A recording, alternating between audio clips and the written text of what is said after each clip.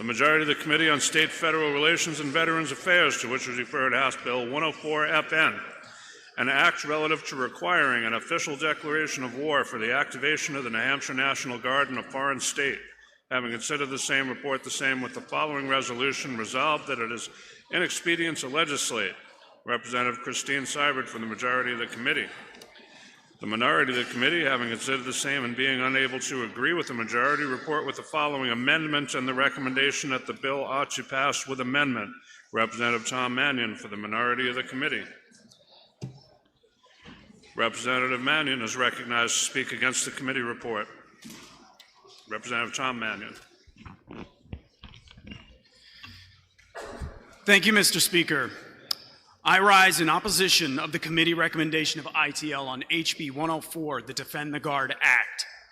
This bill requires Congress to formally declare war pursuant to Article 1, Section 8, Clause 11 of the United States Constitution before we will release our National Guard to Title 10 service in a foreign combat zone. It does not prevent activation for any other purpose, including the constitutionally prescribed functions in Clause 15 to execute the laws of the Union, suppress insurrection, and repel invasions.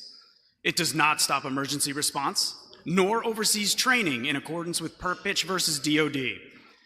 It is narrowly focused to force the constitutional action from Congress, who have exclusive power to declare war as intended by the founders, a function they have abandoned since 1942.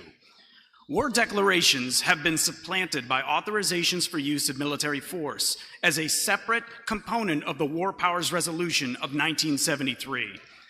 Functionally, they've allowed presidents of the last 10 administrations to act unilaterally overseas, and once forces are committed, to send the tab over to Congress to be paid. This is an inversion of the founders' intent. As James Madison said, quote, "In no part of the Constitution is more wisdom to be found than in the clause which confides the question of war or peace to the legislature and not the executive department." And yet Congress has abdicated its responsibility for decades. Now, I've explained the constitutional justification for the bill, but the reason the act continues to be filed over 30 states is because of the lives lost, not just in combat. When Hurricane Katrina tore through New Orleans, a bulk of Louisiana's 256th Infantry Brigade and Mississippi's 155th Armored Brigade were deployed to Iraq with most of their equipment. Lieutenant General Blum of the National Guard Bureau cited these missing units and equipment as significantly hindering early search and rescue efforts, costing many American lives in the critical early days. This issue crops up over and over throughout the last 20 years. Shortly before Hurricane Helene ripped through Appalachia, 700 soldiers for Tennessee's 278th Armored Cavalry Regiment were deployed to the Middle East and were unavailable. Who's next? Our seacoast region with a storm surge, or our rivers flooding like those that drowned Montpelier right next door 2 years ago? And while opponents come across my committee concerned about losing refueling aircraft and use the phrase, quote, "Following the Constitution is nice in theory, but it's not necessary anymore." 2 more guardsmen were killed in action in Syria last month. Sergeants Edgar Brian Torres Tovar and Williams Nathaniel Howard of the Iowa National Guard lost their lives on December 13th in Palmyra, Syria. The number one question I saw on social media is, why is the National Guard in Syria? Why indeed? We never even passed an AUMF for Syria, let alone a declaration of war, as it died in the Senate in 2013. And yet, our men and women in uniform are still being sent there into harm's way. Defend the Guard's opponents cite the hefty fiscal note, but multiple members of Congress, including Thomas Massie, Paul Gosar, Senator Rand Paul, reaffirm it is the duty of Congress to fund each state's guard. If the law is challenged, it will either be overturned or found constitutional. Our Guard remains ready to repel invasion, suppress insurrection, and execute the laws of the Union. Despite these assurances, I know it's impossible to reach into the hearts of everyone here, so there is a pending amendment that says it will not go into effect unless 4 other states pass it, so we won't be the first to jump. So I ask you to press the red and overturn the committee recommendation of ITL and follow through on the legacy of our very own Daniel Webster, who said, quote, "It will be the solemn duty of the state governments to protect their own authority over their own militia and to interpose between their citizens in arbitrary power." And thank you, Mr. Speaker. I request a roll call vote. Does the member yield for a question? Yes. Yes. You may inquire. Thank you for taking my question. Maybe a two-part question. Do you remember last term when I spoke in favor of this very same bill? And Yes. follow up. Does the member yield for a further Yes, question? I do. Do you may believe, inquire. thank you. Do you believe that even though I am very anti-war as you are, I believe that I am also very, very leftist? I would say so. Unlike you? Yeah. Yes, okay. thank you. Last follow-up. Last one, please. Thank you. Does Yes, the- last one. Hold up. Oh, Very last one. Very 'cause last this one, I is- promise. Because this is not how we do this.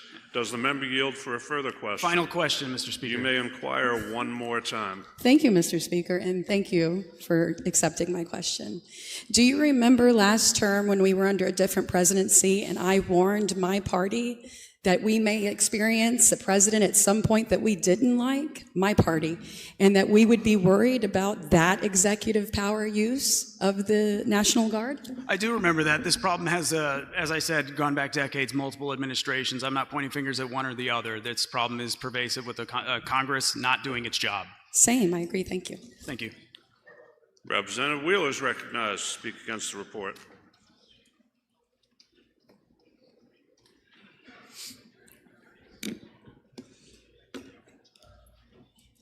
(1942). Mr. Speaker, 1942 was the last time that the United States of America declared war. Since that time, the United States has gone through just about 17 different military actions, including the Bush of Vietnam, the city streets of Fallujah, including the paratroopers of Panama. I would have a hard time saying to those soldiers, those men and women who served this red, white, and blue flag, that any of those military interventions weren't a war. But because, Mr. Speaker, based off of the Constitution says very clearly that Congress shall declare war. And the Office of Budget and Management, the OMB, says that in that period of time, since 1942 till today, in 2026, the United States of America has spent close to $30 to $35 trillion on these military interventions. That's a number that can't even be comprehended. We've got money for war, but we don't have money for the poor. We don't have money for the bridges. We don't have money for anything other than the profits of these individuals who have used their patsies in the United States Congress to pass legislation such as the authorization of use of military force, to allow through these different little red tape, it's legal, but it is unconstitutional. And Mr. Speaker, as we look out at this country, where all of us at one level or another, whether we come from it from different perspectives is irrelevant, we all recognize that this country is being led by people who have been corrupted. The United States Congress isn't doing its job. And you might think, oh, it's because the Republicans haven't done their job, or oh, it's because the Democrats haven't done their job. But I am of the belief that it is simply because we are no longer following the Constitution that the founding people of this country wrote to make the republic which has lasted longer than any other in this world. And Mr. Speaker, I think if we followed Article 1 of the Constitution, the 8th section, 11th clause, which outlines very clearly that the United States Congress is the legislative body with the power to declare war, then not only would we be doing right by the soldiers, the men and women who have signed up to serve this flag, to serve us and every one of our ability to live as freely and happily as we do here in this country. But we are doing right by the world. It is not the peaceniks of the Vietnam protest era who are in support of this legislation. It is the soldiers who have fought in these military interventions, who have come to this legislature and legislatures across the country to beg them, as the body closest to the people. Every one of us here represents 3,500 people in this state. We are the closest to the citizenry of this country. And the citizenry is looking, just as we are, at a United States Congress which refuses to follow its constitutional obligations and is saying to us, as people unbought, unsold, please stand up and protest as best you can by protecting the National Guard here in this state from being activated by the federal government, which is corrupted, which has shirked its constitutional ability without an activation of war. That is the power that we have here in this body. No, we cannot make the United States Congress do its job. No, we cannot make it so that this country and the gunk that is on the machine is no longer and that it runs efficiently. But what we can do is use the power that we have here over our National Guard and where it is activated to ensure that no soldier in that guard goes to a foreign land without the United States Congress following its constitutional obligation and declaring war. Mr. Speaker, I urge my colleagues to overturn this committee recommendation because none of us should be voting against a piece of legislation or something like this because of fear of a corrupt federal government coming back in retaliation. I am not afraid of losing peas. I am not afraid of losing the federal dollars because I care most as a legislator about the spirit and life of the soldiers who are in the National Guard. And their life is not worth retaliation and fear of retaliation from the federal government. What I would say to them and those of us who are afraid of losing these federal dollars is we should stand united, pass this piece of legislation, and say to the federal government, come get us. Because this, Mr. Speaker, is something where none of us, and I've lost my book here, but Mr. Speaker, it isn't radical to say to the United States Congress that we should follow the words written in the founding documents of this country. And Mr. Speaker, that is exactly what they should do. I am asking here today for you, the membership of this body, to vote to overturn the committee recommendation on this piece of legislation, and I am asking the federal Congress of these United States of America to follow the words that it wrote on paper. The House will be in order, and does the member yield for a question? Anytime, always. Thank you, Mr. Speaker, and thank you, Representative, for taking my question. I was curious if you were aware of any states that had failed to produce a fiscal note with Defend the Guard legislation. I am not, but I am aware of all of the states that have brought forward their generals and other military officials to try and inject fear from passing this legislation. Could I ask one follow-up? Does the member yield for another question? Let's not make as much as it upsets the Speaker, I do. Would you believe that Kansas did not produce a fiscal note with their Defend the Guard legislation? I would have to believe that based on what you said. Thank you. Representative Cybers recognized to speak for the committee report.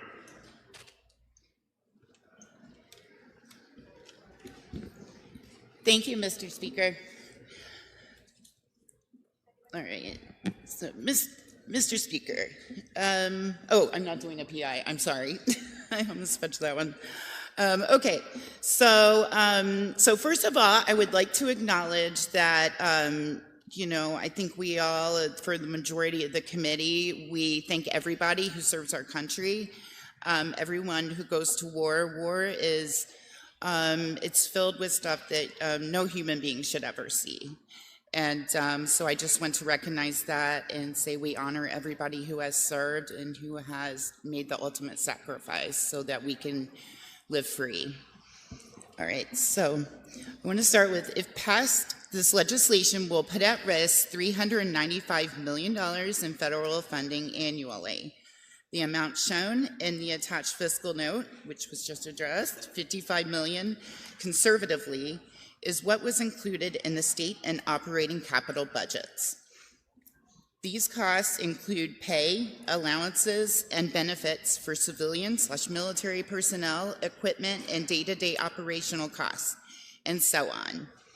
To maintain the current levels of operational capability, the state would need to replace the federal funds, for it is naive to expect that the federal government will be okay with us not living up to our end of the deal, especially when they are footing the tab. So unless there is another magic money tree that has been located, we have no choice but to reasonably expect that New Hampshire's National Guard will cease to exist, and what we see now will be dispersed accordingly to other locations outside of our state.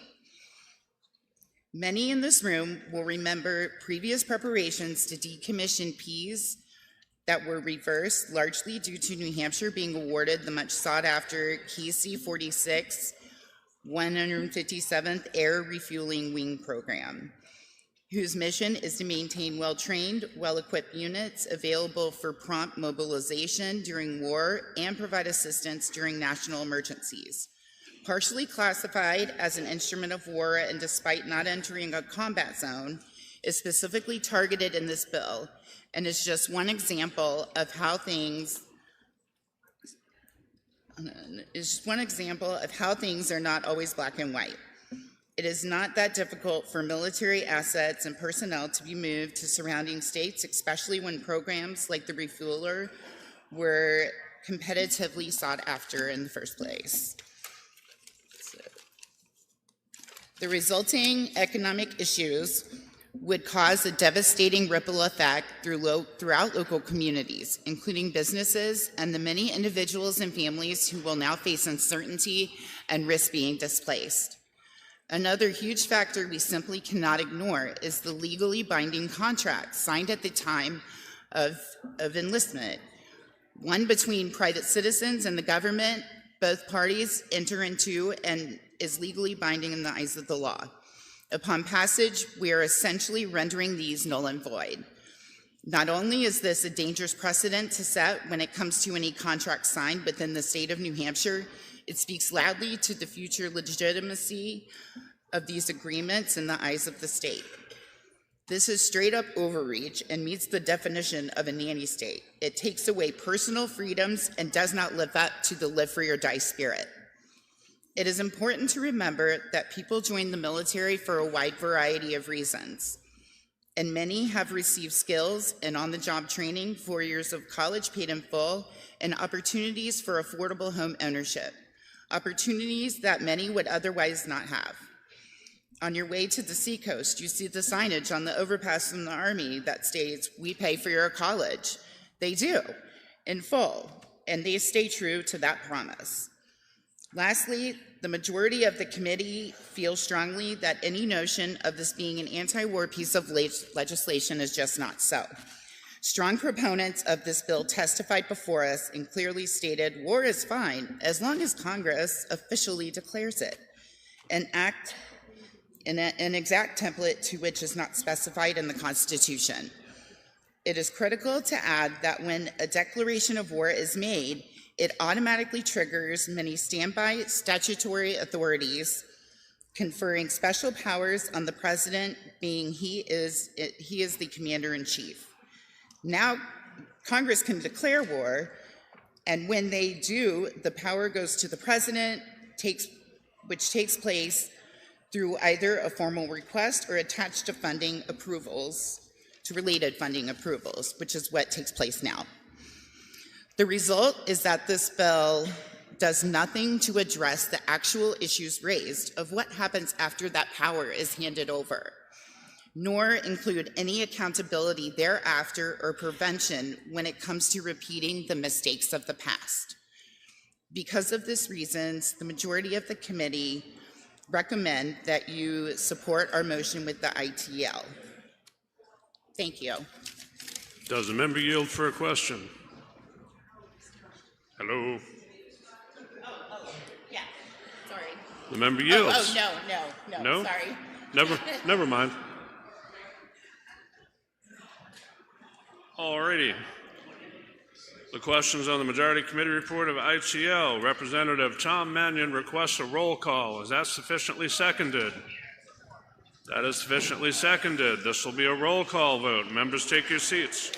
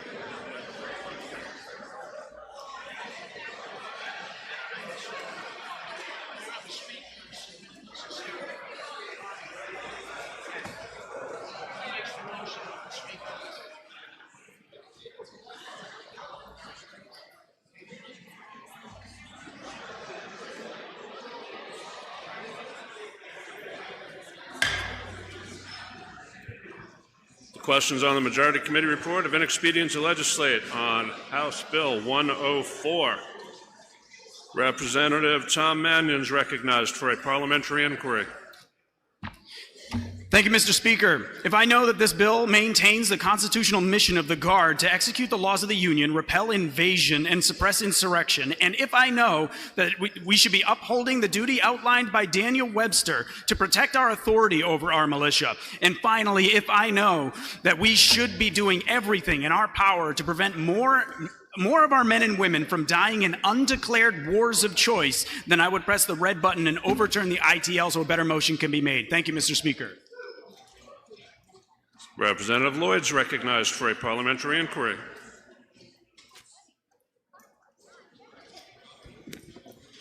Thank you, Mr. Speaker. Mr. Speaker, if I know that I am also extremely concerned with National Guard deployment, especially in this current climate, and if I know that I'm worried there are large outstanding concerns in this legislation, concerns for the continuance of peace, and with that possibly 10,000 jobs, concerns for our current guards and impact to their benefits, and potentially a fiscal note of $55 million to this state, then would I press the green button to agree with the committee report of ITL? Thank you. Questions on the Majority Committee report of inexpedient to legislate on House Bill 104. This is a roll call vote. If you're in favor, press the green button. Opposed, press the red. Voting stations are open for 30 seconds.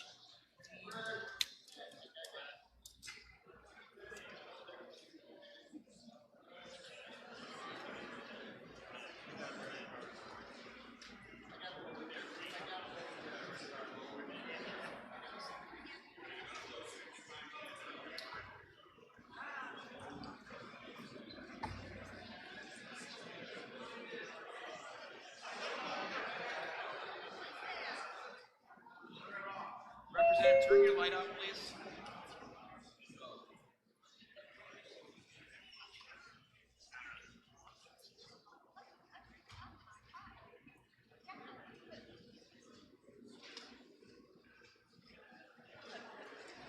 Representatives Davis, Maggiore, and Gilman.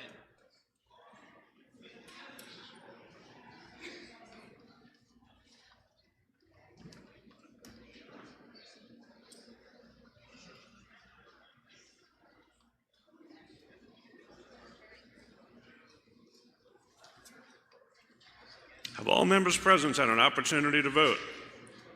The House will attend to the state of the vote. 159 in the affirmative, 182 in the negative. The motion fails.